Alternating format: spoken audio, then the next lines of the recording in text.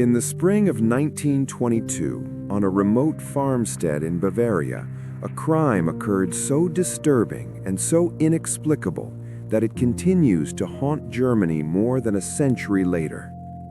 The place was called Hinterkaifeck, a small, isolated farm surrounded by forest, cut off from nearby villages by distance, weather, and silence. The Gruber family lived there. Andreas Gruber, his wife Cecilia, their adult daughter Victoria, and her 2 children. Also living with them was a newly hired maid, Maria Baumgartner, who had arrived only hours before everything ended.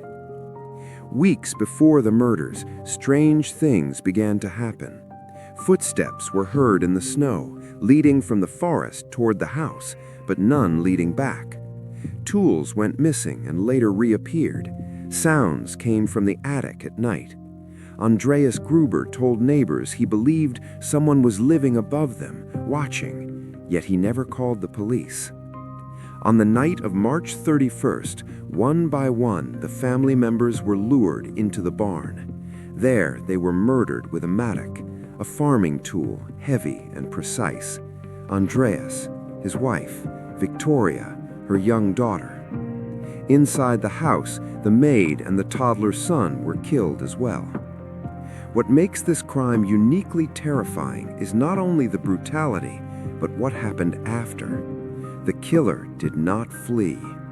Evidence suggests that whoever committed the murders stayed on the farm for several days.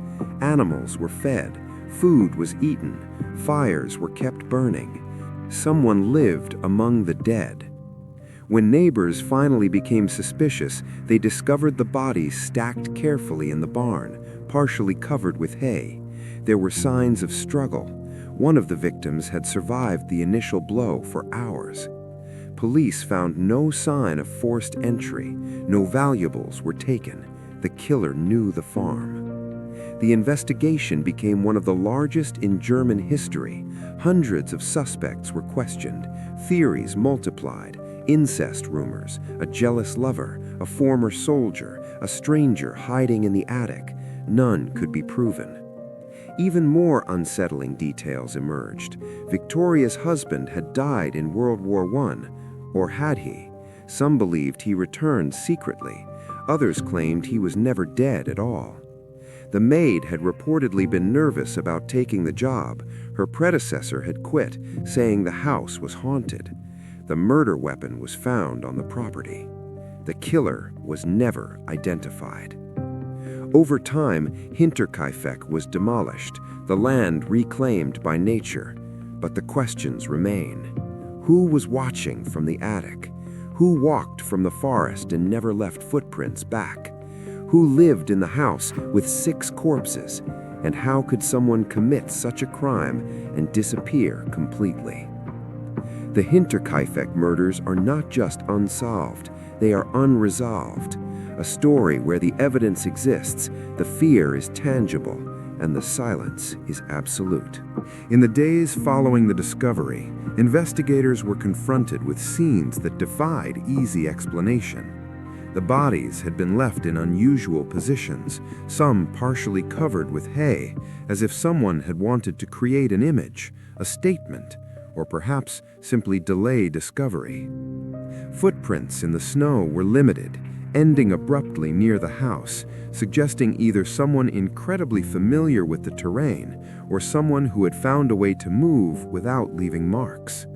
Every detail pointed toward a calculated act, yet the randomness and brutality hinted at deeper, darker impulses.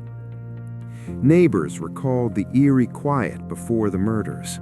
Some mentioned hearing strange noises at night, a low shuffle in the attic, faint whispers or coughing. Andreas Gruber himself had spoken of a feeling that someone was present, lingering in the shadows of the house. Friends and acquaintances found his concerns odd, but not impossible to imagine. The farm was isolated, surrounded by woods, snow-laden paths, and empty fields. Suspicion, fear, and imagination intertwined. The investigators, trained and meticulous, quickly realized that standard procedures might not be enough. Hinterkaifeck was remote, communication with other towns was slow, evidence collection was primitive by today's standards, and forensic science was in its infancy. Every clue was precious, yet every witness account was inconsistent. Some claimed to have seen strangers near the property. Others believed it could only have been someone the family knew intimately, someone familiar with the rhythms of the farm, its locks, its daily routines. Rumors and theories began to multiply. Could it have been a disgruntled former employee, a family member harboring old grudges, or perhaps an outsider, a drifter who stumbled across the isolated farm and unleashed violence without reason? Each hypothesis had flaws, contradictions, and gaps. Every avenue led to a dead end, leaving police and local authorities increasingly frustrated. Even stranger were the reported actions of the killer before leaving. Animals were fed, fires remained lit, objects were moved around the house. It was as if the murderer had wanted to inhabit the lives of the family temporarily, maintaining a facade of normalcy while darkness lingered in every corner. The psychological weight of such behavior is difficult to comprehend. The killer was not merely destructive, he or she was intimate, invasive, and eerily calm, committing acts of violence without immediate escape, without haste, almost like a shadow lingering among the living. Over the following weeks, investigators attempted to trace every possible connection. They questioned soldiers returning from the war, neighbors with grudges, traveling tradesmen, anyone who had contact with the Grubers. Yet every line of inquiry failed to produce a concrete lead. No arrests were made, no motive was determined. Hinterkaifeck became not merely a crime scene, but a riddle, an enduring mystery that blended history, folklore, and fear.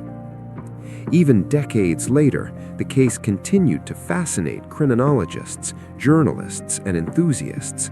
Books were written, documentaries filmed, amateur sleuths analyzed every photograph, every sketch, every fragment of evidence preserved in archives. Yet the truth remained elusive. Who had the opportunity, the knowledge, and the cold calculation to commit such a crime and then vanish entirely? The Hinterkaifeck murders illustrate a terrifying concept, that isolation can breed vulnerability, that proximity to those we know may conceal dangers we cannot perceive, and that human evil does not always announce itself. Sometimes it moves silently, deliberately, and leaves questions instead of answers. The farm itself was eventually demolished, reclaimed by the forest and snow. Only the memory of the murders remained, whispered among locals, analyzed by historians, and pondered by anyone who has confronted the idea that some crimes are not meant to be solved. Hinterkaifeck is more than an unsolved murder. It is a testament to the unknown, to the quiet horror of someone taking lives where no one could witness, and then disappearing without trace, leaving an absence that echoes through generations. The story's horror is compounded by its intimacy. These were not strangers who encountered strangers. This was a family, killed in the supposed safety of their home, a place that should have protected them from the world. The killer's intrusion was total and complete, shattering trust, comfort, and the very rhythm of daily life. The echoes of that night remain, footprints in the snow, the faint sense of being watched, and the haunting reminder that evil can inhabit the quietest, most ordinary corners of the world. Hinterkaifeck continues to inspire fear and fascination because it challenges understanding. It forces one to confront questions without answers, motives without explanations, and presence without identity. The names of Andreas, Cecilia, Victoria, Maria, and the children linger in history, not because their deaths were solved, but because they were profound and incomprehensible. And in that incomprehensibility lies the enduring terror, a crime so intimate, so deliberate, so inexplicable that it remains etched into memory as both a historical event and a chilling enigma.